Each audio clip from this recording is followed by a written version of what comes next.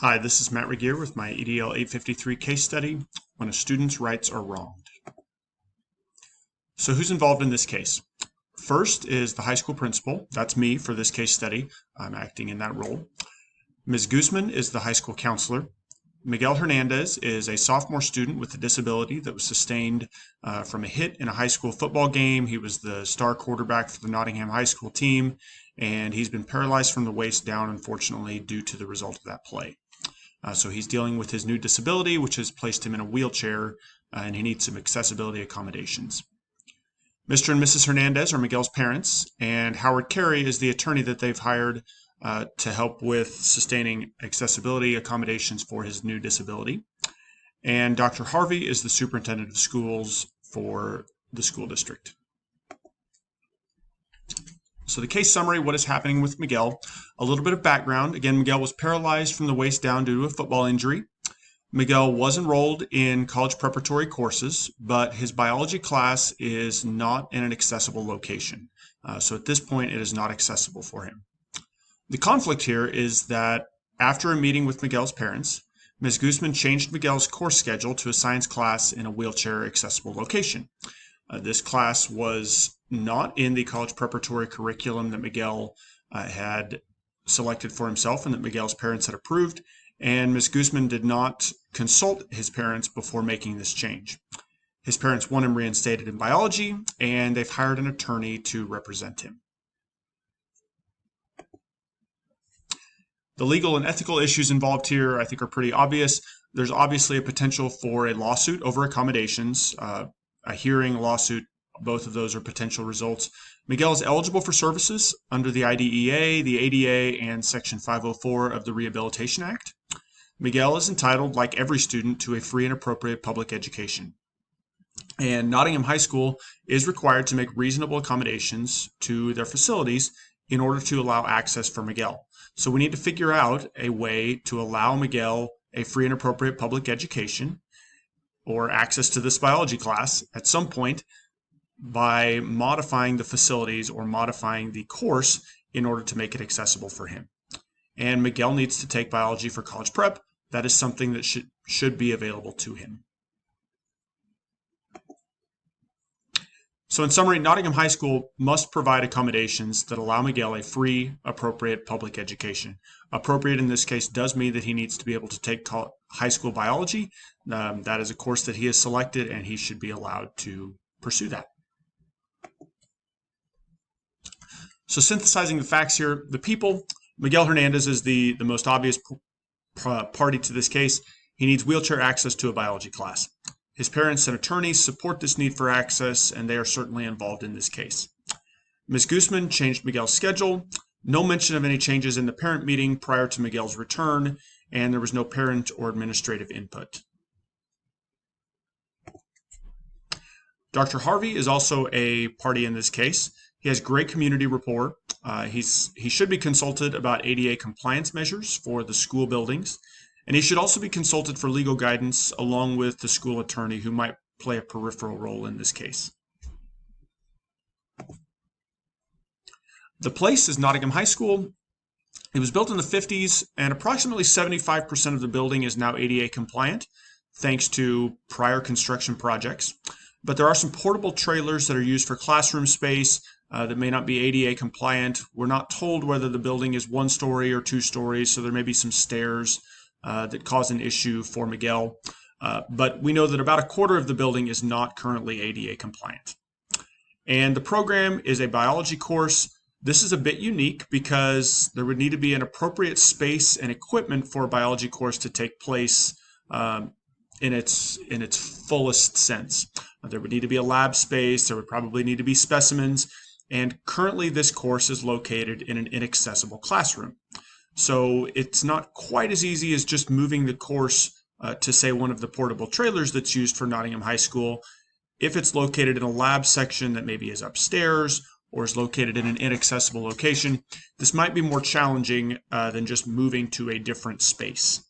Some priorities of this case, who will this impact? Miguel Hernandez is the person that this will impact the most. He has college aspirations. He has a new disability that has certainly affected his life in a major way. and the quality of his education will be affected by the accessibility measures that we are able to take at Nottingham High School. The Dover Unified School District and its administration will be affected. The legal process, if that is the route that ends up occurring, would be both costly and time-consuming, and could really cause a significant hit to the public relations image of the school. At this point, public relations are very positive. There's great support from the community, but a negative interaction and a negative experience with the Hernandez family, and a family that has had a pretty high-profile case in this community, could be a pretty negative hit on the school's reputation. The Dover community will be impacted for sure. A high-profile case like this, again, that will impact community support one way or the other. And there's an opportunity here to demonstrate outstanding support for students with disabilities. There's also an opportunity to demonstrate a lack of support if that's the route that we choose. Who has a stake? Dr. Harvey is the other person that has a stake in this. Again, he has a great community rapport with the community people, with businesses, and he should be consulted prior to any decision. How should this be handled? What could have been done differently prior to this case coming up? And then how could access reasonably be provided by the school? So the options, what should be done here? The first option would be to keep Miguel enrolled in the alternative science course that Ms. Guzman placed him in. We should also prepare for a hearing and a potential lawsuit in that case, but that is one option. A second option is to move the biology course to an accessible classroom. We could use a classroom that is available during that period each day and reinsert Miguel into the class in its new location. Just ask the teacher and the students to move to a new location for that biology course. A third option would be to explore options for accessible biology next year. Miguel is only a sophomore. He has 2 remaining years of school. So we could consider an alternative course for the remainder of the current school year and explore options for accessible biology in the next school year. A fourth option would be to provide temporary accessibility accommodations. Provide a temporary accessibility option for Miguel right now. Maybe that's a wooden ramp or something like that that allows him to access that classroom, and then begin working on a plan for full accessibility as soon as it is reasonably possible. Perhaps over spring break or a Christmas break, when a permanent accessibility plan could be implemented. And then a fifth option would be to provide Miguel with virtual opportunities to participate in biology. We could utilize the framework that was used during his absence. There was some sort of framework that was used while Miguel was recovering in the hospital and at home. Google Meet and Classroom could be options for this sort of a scenario, and you could figure out an alternative but accessible lab location. So maybe Miguel takes the lecture portion of the class in the office or in a study hall type of a scenario, and then he has an alternative accessible lab location where he completes the lab portion of the biology course. So some pros and cons of each of these, evaluating the options. The pros of the first option, an alternative science course, are pretty simple. It's pretty simple. It's straightforward. There's no extra work or displacement necessary for teachers and students. They would go on with regular ed classes as if Miguel was not there. The cons here is that it fails to provide the reasonable accommodations for Miguel. Miguel, his parents, and his attorney will call for a hearing, and they will likely win because there's no accommodation being made to allow Miguel to participate in biology. This also fails to allow Miguel to participate in college prep classes, which has a negative impact on his overall education, and it's just not the right thing to do for Miguel. And it likely has a negative effect on rapport with the community and the student body. Miguel is someone that likely has the support of his community, of his fellow students, and this is not a great look for Nottingham High School. Option 2, move biology to a new location. The pros here are that it provides a reasonable accommodation. Biology would be accessible to Miguel, and it likely avoids a lawsuit. But the cons are that it would have substantial extra work for the teacher in a science class with labs and specimens. The ability to move a lab to a new location sometimes is limited, and sometimes it's just not possible. If the safety features are not in the new classroom, then it's not a realistic option here. It's also a question of, would this be feasible for future courses? If Miguel wants to take chemistry, or if Miguel wants to take physics, would this be an option for future courses? And does Nottingham High School have the facilities to allow that? This may also negatively impact the quality of the course for all students. By moving it, if we're not able to do some of the labs that might have been done in the traditional biology course, then there's a negative impact on the class for the other students, not just for Miguel. Option 3, accessible biology next year. This is an opportunity for Miguel to take biology just a year later. It allows time to figure out accessibility, which is helpful. And there's an opportunity for parent input on the replacement class. Maybe Miguel could take an alternative college preparatory class during this semester or the year that he waits to take biology. The cons are that it may not satisfy Miguel or his parents. He's completed a substantial portion of the course already, which is a con almost by itself. He's completed this as he's been recovering. He's apparently done a satisfactory job of completing his coursework, but he would not get credit for that because we'd put him in an alternative course. He may also need other science courses in future years that would make scheduling biology again fairly difficult. Option 4, temporary accessibility. The pros here are that it allows Miguel to complete biology, it resolves the dispute with Miguel's parents, and it provides time to determine a permanent solution to accessibility for Miguel. The cons or the questions here: is the classroom conducive to temporary accessibility? That's the biggest one. If it's a second floor classroom, this could really be a challenge, but that would be the biggest hurdle. And then temporary structures may take some time to build. For the most part, these could probably be done relatively quickly, but Miguel may need to participate virtually during the maybe 1 to 2 week period that these structures take to implement. And then option 5, virtual biology. It allows Miguel to participate in class and pursue his desired curriculum. There's minimal disruption of the regular ed classroom, and there's a framework already in place from his extended absence. The cons here: the root of the accessibility issue really is unaddressed. I don't know that this would be an option permanently or next year. It does allow participation, but it's fairly limited. I don't know that that would be best for Miguel because we know that online learning is less effective than in-class learning. So the choice here is option 4, with some peripheral options of both option 3 and option 5 with the online learning and possibly an alternative course. But temporary accessibility is the best option here. This choice is most likely to be successful for all stakeholders because Miguel gets to participate fully in class and the teacher and other students remain in a suitable location for the course. It allows time for administration to address further accessibility accommodations. There's very little concern for litigation, and this really should have taken place prior to Miguel's arrival, knowing that he was paralyzed and was going to be in a wheelchair. So to implement this, first I would need to consult Dr. Harvey and discuss the plan of action, clear the plan and determine how to pay for these structures. The school lawyer might also be a good resource for this plan, and develop a plan for permanent accessibility for all students.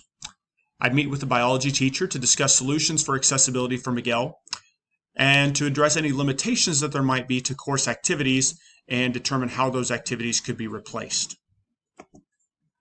I would also meet with Ms. Guzman and advise her to seek input prior to changing student schedules from parents and from administration, especially in a case of a disability like this one. And then I would meet with the Hernandez family and Mr. Carey to discuss the options considered for Miguel's accessibility, to seek their input about which option best suits their needs. This probably could have avoided the situation by itself. I would develop a 504 plan to guide Miguel's accommodations at school and to get them written down on paper. And then I develop a plan to allow Miguel access while the structures are built. That might be a virtual access. There might be a moved classroom for a week or two while those structures are built, but we would devise a plan to allow Miguel to access the class during that intermittent time. Fifth, we'd obviously need to build the structures and proceed as quickly as reasonably possible with those temporary structures. And then I'd check in frequently. I'd ask Miguel how the temporary structures are working, if there's adjustments that need to be made, and check in with Miguel's parents to ensure that his needs are being met. And then finally, we'd revisit that plan at the end of the year and next year. We'd develop Miguel's schedule early, along with other students with accessibility needs. We determine where the additional accommodations are needed, and then prioritize those areas in the permanent accessibility plan. What might happen here?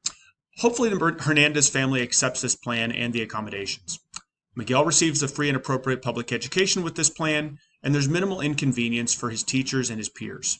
There is a bit of cost to the school district to create those temporary structures, but the permanent structures are necessary, and while there will be some cost associated with that, there's also some time to sort that out. It's also possible that the Hernandez family disputes those temporary accommodations and files for a hearing. This plan does, though, provide a reasonable accommodation for participation and should be within the limits of the law. So the school should be safe from legal issues. And that would result in a difficult public relations situation. So seeking input prior to a final decision is crucial to avoid this sort of a situation. The school currently has great rapport with the community, and we want to keep that. So we'll seek Miguel and his family's input before we move to a final decision. Avoiding this sort of situation, first, the school could have inquired early about accommodations. That would have helped tremendously.